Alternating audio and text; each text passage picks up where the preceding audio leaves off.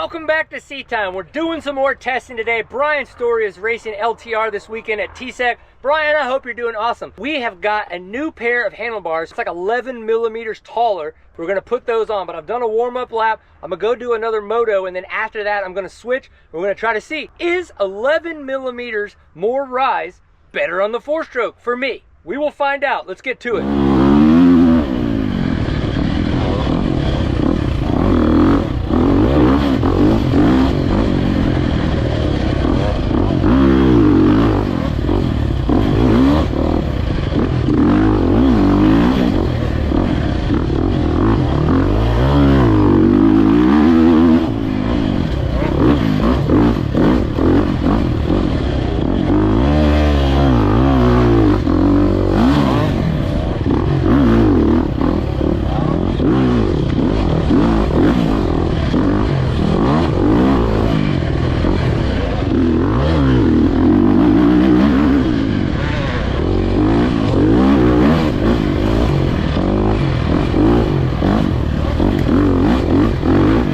I don't know what it is about that left-hand turn, but I would always hit something that would shoot me off to the left. Once I got the newer bars on, though, I actually stopped doing that. So I'm wondering if it was actually too much weight over the front end. I would kind of hit something and it would shoot me off to the left. But oh look, there's Liam on the side of the trail.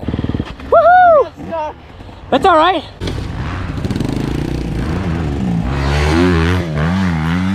The rider that I was following in that first moto clip was Hayden Franklin. He was there in the blue gear. Dude is a legend in the TSEC, Texas Enduro area. He has raced nationals a couple times back in the day. He's a little bit older than I am, so he's probably in his early 50s, maybe late 40s, but the dude can still rail on a dirt bike. He is one of those racers that when I am very close to his time in a test section, I know that I'm riding well. But for now, let's get this front end set up and keep on testing. That front end was way tougher to get reset up than I thought, but now I think I figured out with the brake text, you kind of have to undo the button to get it to open up all the way. Trying to slide it off, like, it just doesn't work very well. It's not a mountain bike. You gotta know how to use it, and I'm figuring that out, right? I don't change the handlebars on this dirt bike that often, but we're getting there.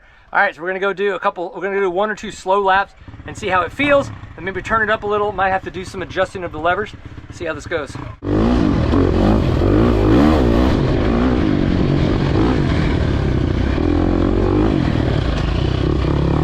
Some of y'all may have recognized the spot that I just passed as the spot where I ate it in the earlier video, but man, right away I could notice that the bars are putting me in a position where I can definitely attack a lot more.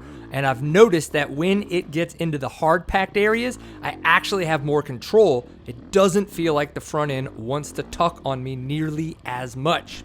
I feel like I'm able to ride more aggressive. One thing I have noticed though is I want to rotate them back a little bit.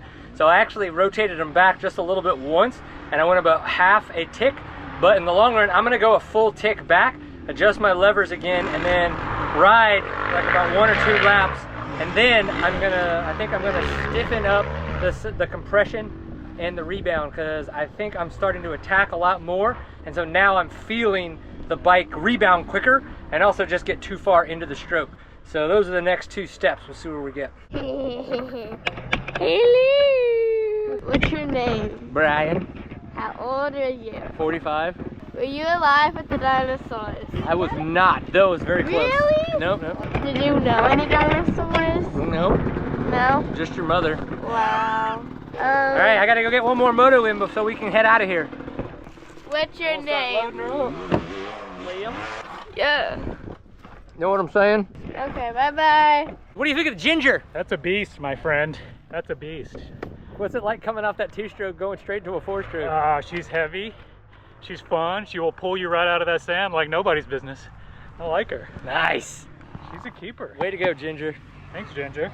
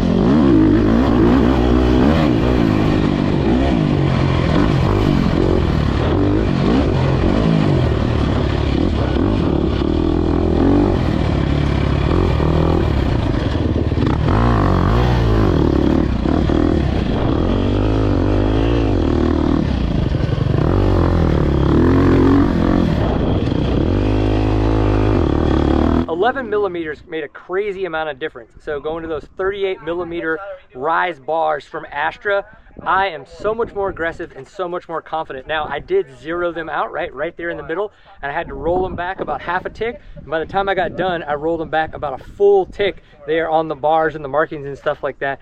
Felt super awesome, way more aggressive. I could just charge a lot harder. But I wanted to ask Jörli, what is it about these bars that makes them so much better than where I was at on the 27 millimeters? It didn't take long for me to figure out that the ultra low rise bars did not work for 4-strokes. And the reason for it is that just the nature of the 4-stroke engine makes the steering a lot heavier. When you have steering that's that heavy, it doesn't enhance the ride, it takes away from it. So it really is a matter of finding like that range that works well on that platform.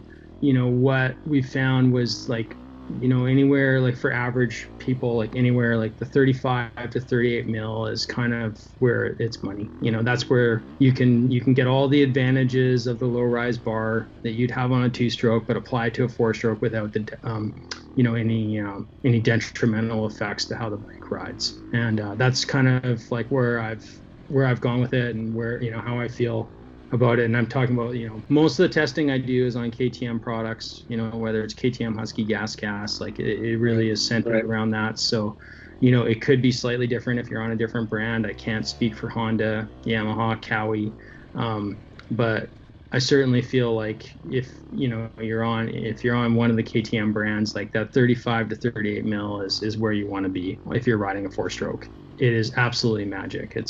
It gives you like all the benefits of being able to really just apply your weight or transfer your weight between your wheels, and then, you know, find your balance point so you're in the right place. What is it about sweep, rise, width, and those kinds of things that I was feeling what I was feeling, and that by rotating the bar back, I was able to, air quotes, be more comfortable and get rid of that feeling?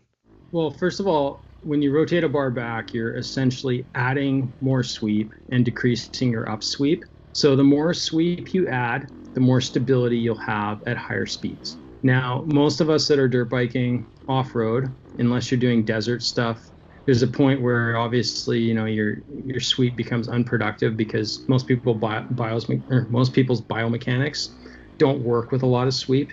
And you see this because what they do is they start shuffling their palm over their grips, right? Right. Okay. Yeah. You see guys that wear the top outside edge of their grips, they're shuffling their palm over it because the bars have too much sweep for them. Like Astra is definitely based on personal experience. So I'm working with grip positions that I think work, you know, and that work for me, you know, and they seem to work for a lot of people, but, you know, it's not just random, you know, it's not just random specs. It's really just trying to like figure out like, okay, if we were to increase it this much, what does it do? What does it do? You know, one of the things that I've definitely found is especially for the type of riding that you do, you want your bars to be more or less flat, right? If they're sitting so that they're upswept, it takes away from your performance, right? So like you really want those grips to be completely flat. So by you rolling it back, you're getting to that point where it's working for you and your setup and your chassis, and you'll definitely get the best performance out of it if the grips are sitting flat. The 50 tooth was great. I actually installed it before we came out here, just to give you guys a quick look at that in the garage. Thank you, present day Brian. When you look at the second video that Brian Story and I worked on together, that is when we decided we were gonna go with the 50 tooth. But the reason we couldn't put it on that day is the chain was not long enough. Now, I have never needed to create a new chain length. Most of the time I've just had an old chain, I've put the same sprocket sizes on, and so now I've got to go probably one link longer, but we're gonna play with that a little bit and figure that out. And then of course I've got the 50 tooth chromoly steel rear sprocket from DDC, so Delaney Drive Components.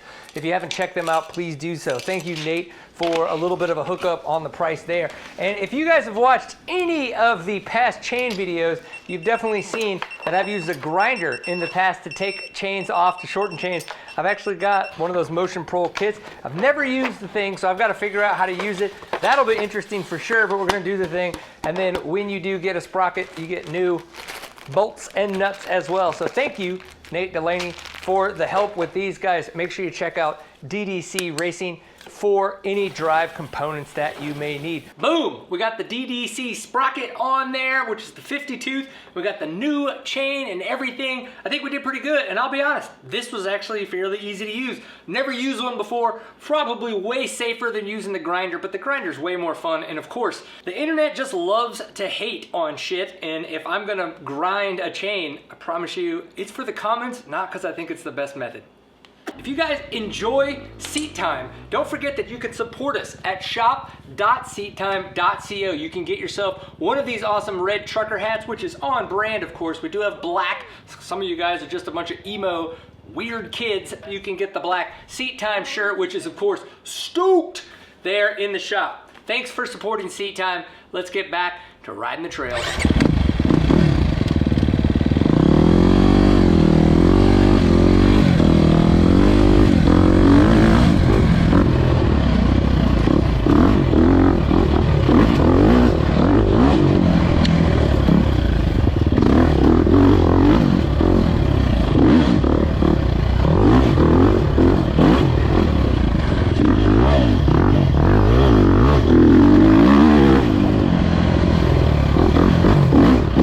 Thanks for riding with us today. If I don't get a chance to see you on the trail, obviously I'll see you here on the internet. Enjoy getting Seat Time. See you for the next one. Peace. My father can't know that I made this video, so when he left, I'm making it. So hello. This better be posted. Okay, bye-bye.